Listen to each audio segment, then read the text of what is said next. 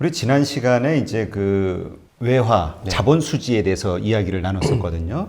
그래서 그때 그 일본의 경우는 뭔가 좀 어려운 위기가 터지면 오히려 외국 자산을 팔아서 들어오는 그 엔화들 때문에 이게 환율이 계속 유지가 된다, 오히려 올라간다. 그렇죠. 오히려 강세를 보이죠. 예, 강세를 보인다 이런 얘기를 하셨는데 그래서 우리도 적극적으로 해외 자산을 좀 늘려나가야 된다라는 의견을 주셨거든요. 근데 이제 이런 질문을 주셨어요. 그걸 보고 위기가 터졌는데 국내 민간이 외국에 투자한 자산을 팔고 국내로 과연 들어올까? 네. 오히려 위험한 일이 생기면 바깥으로 빠져나가려고 하는데 그렇죠. 이거 봤습니다. 저도. 네.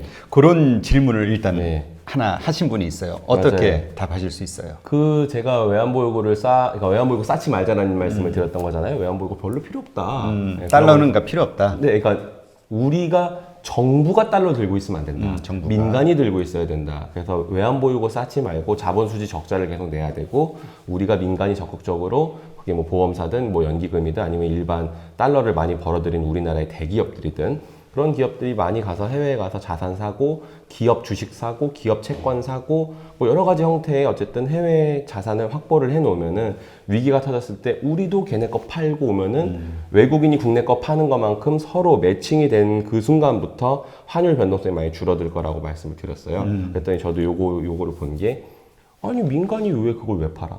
환율 올라갈 텐데. 더 기다리지. 톡이 달리지 뭐 이런 얘기를 이제 저도 봤는데 이건 그냥 정말 단순하게 그 말씀한 거랑 똑같습니다. 민간 입장에서는 만약에 위기가 터졌어요. 그래서 환율이 막 오르려고 해요. 근데 우리나라가 충분히 해외 자산을 쌓아놨다고 가정을 할게요. 그러면은 그때부터는 어차피 눈치 게임입니다. 환율이 올라가는데 우리도 바깥에 팔 자산이 엄청 많은 상태예요. 국내 자산은 수익률이 뭐 마이너스를 가고 있었겠죠. 근데 해외 자산은 경기가 좀 어려워서 그 나라 주가가 좀 빠졌다고 해도 환율 때문에 그걸 뭐 상쇄를 시키고 오히려 좀 더 벌었다. 그러면은 그들이 왜 팔아야 되느냐? 그들은 이익이 났으니까 그냥 판다는 겁니다. 언제 팔지는 고민하겠죠. 그리고 지금처럼 우리나라가 갖고 있는 해외 자산이 외국인이 갖고 있는 국내 자산보다 부족할 때는 어차피 다 알고 있어요. 환율이 쭉 올라가도 이 레벨까지는 어차피 달러 매수 물량만 나오지 달러 매도할 사람 없어 라고 생각해버리면은 말씀하신 것처럼 안 팔고 버틸 거예요. 근데 우리가 많이 해외 투자를 해놨다? 그러면은 다들 서로 알고 있는 거죠.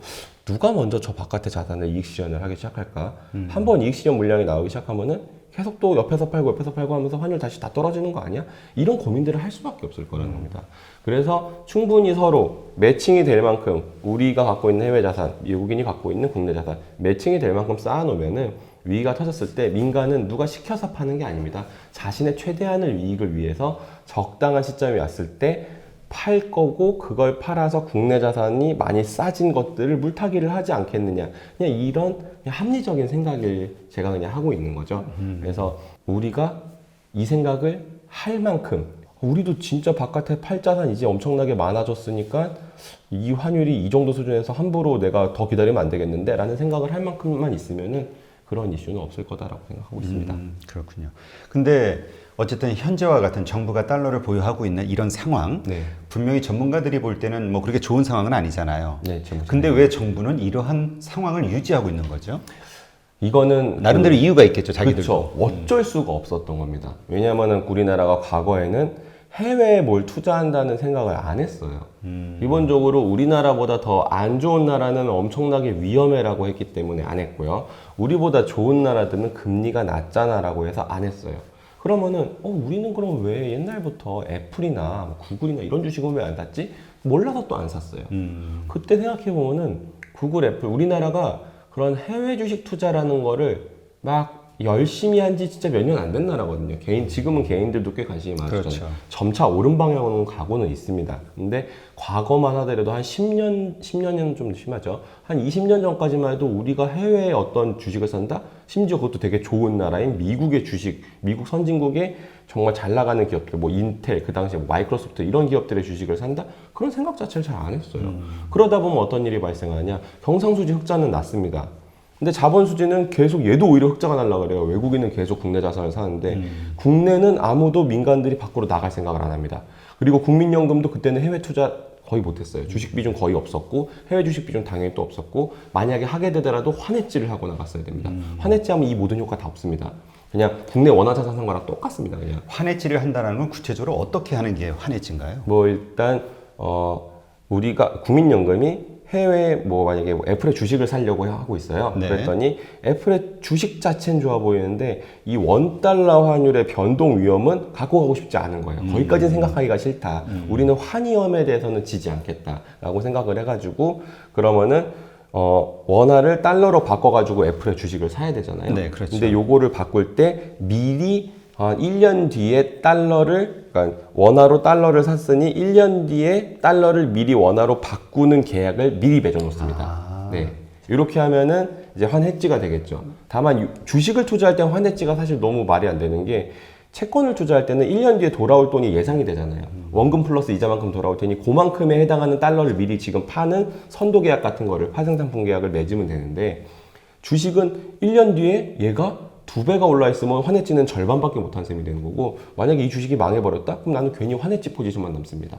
그러니까 주식에 대해서는 당연히 환해지를 하면 안 된다는 게 저의 기본적인 생각인데 그런 게 다 애매하고 이러니까 안 투자를 해요. 그러면은 경상수지는 엄청나게 흑자가 났는데 자본수지는 또 외국인이 국내 자산 사면은 해외에서 우리나라로 돈이 들어온 셈이 되잖아요. 네. 우리나라는 아무도 바깥에 투자를 안 해요. 자본수지도 또 흑자가 납니다. 네. 그럼 뭐 이 나라에 달러가 이만큼이 있는 거예요.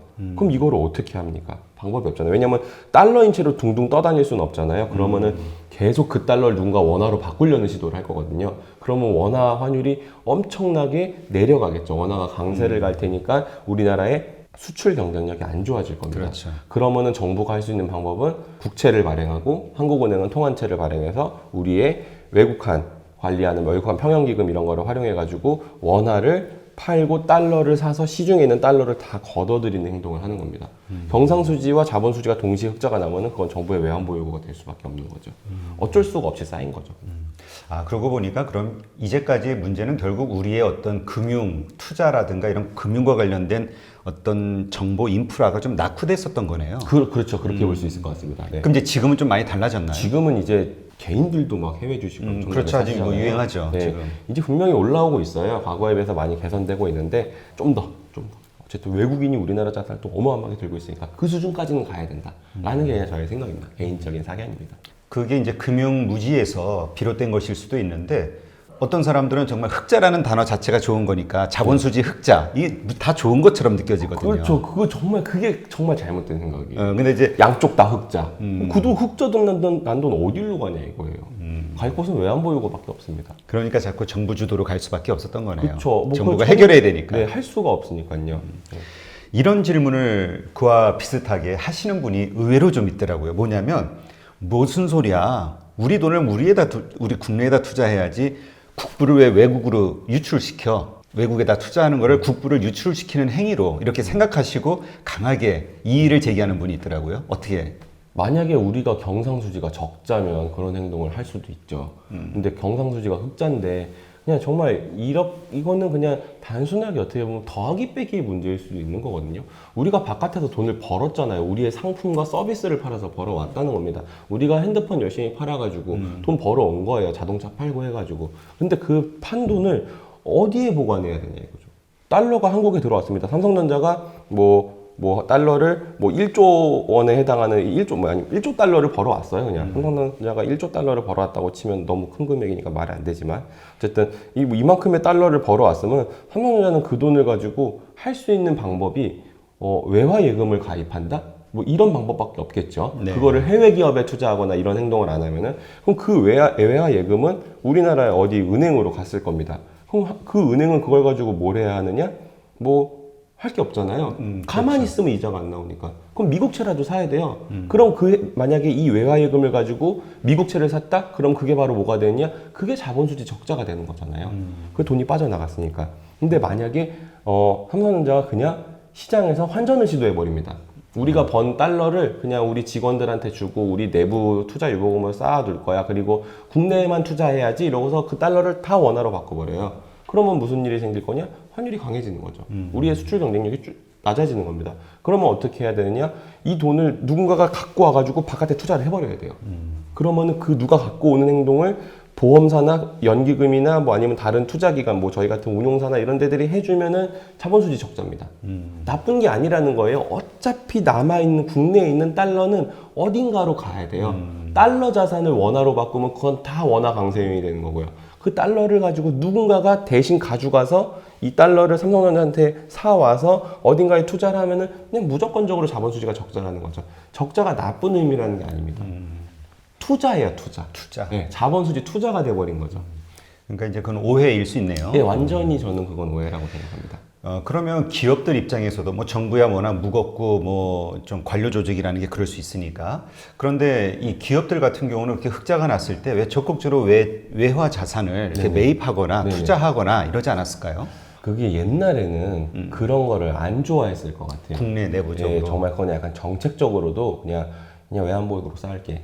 니네 하지 마. 라고 생각했을 것 같고, 과거에는 한국의 기업들이 해외 기업에 투자하는 거를 그것도 그냥 익숙하지 않은 거였죠. 그러니까 우리 민간 금융기관들이 해외에 투자 못한 거와 똑같은 논리로 우리나라 국내 기업들도 해외에 투자한다는 생각 자체를 그렇게 많이 안 했다라고 저는 생각을 하거든요. 지금은 뭐 되게 많이 하잖아요.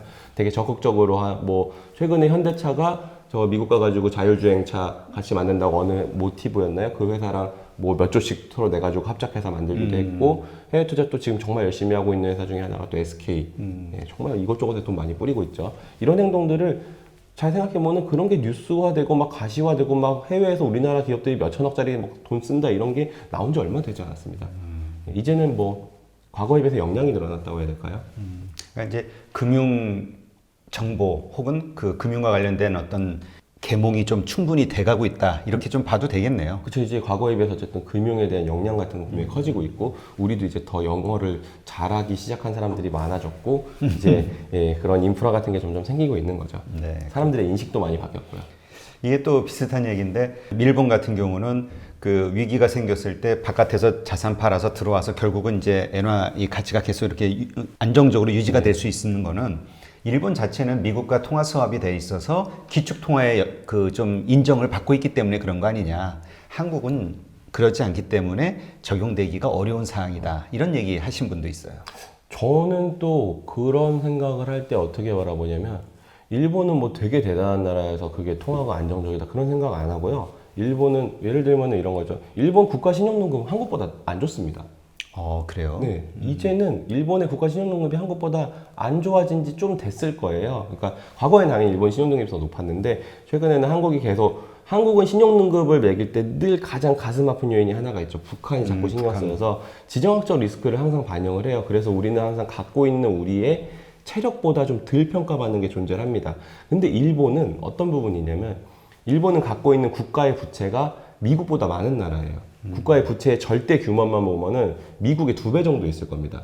왜 미국보다도 경제 규모가 작은 나라가 왜 미국의 2배나 부채가 있지? 라고 하면은 뭐 고령화다 보니까 복지에 대한 비용 이런 게 많이 들어가고 있을 거잖아요. 지금도 계속 더 늘어나고 있을 거고. 그렇죠. 예, 그래서 아무래도 고령화가 심화된 국가는 어쩔 수 없이 세금을 많이 모자니까 세입이 모자르니까 국채를 발행을 해가지고 재정을 늘릴 수밖에 없는 게 존재를 합니다. 또 그렇게 경제가 많이 체력이 떨어지고 슬로우해진 나라들은 금리가 낮기 때문에 국채가 미국의 2배여도 이자 부담이 거의 뭐 미국과 동일한 이런 정도 수준인 것도 분명히 있을 거예요. 그렇지만 어쨌든 말씀드리고 싶은 거는 일본의 신용등급이 한국보다 안 좋습니다. 그러면은 왜 항상 그럼에도 불구하고 엔화가 강세냐? 이거는 앞서 말씀드렸던 거랑 계속 그냥 동일하게 돌아갑니다. 일본은 그냥 바깥에 투자한 자산이 많은 나라일 뿐입니다. 그리고 외국인이 일본 투자하기에는 안 좋은 나라고요. 금리가 낮고 재미가 없는 나라다 보니까. 우리나라 분명히 언젠간 그런 모습으로 가긴 갈 거예요. 가긴 갈 건데 지금 당장은 그래도 아직 일본은 이렇게 돼 있으면 한국은 아직 이렇게 돼 있는 상황이기 때문에 일단 여기 맞춰놓고 고민하자라는 게 제 생각이 듭니다. 어차피 이거는 가는 방향이긴 합니다. 그렇군요.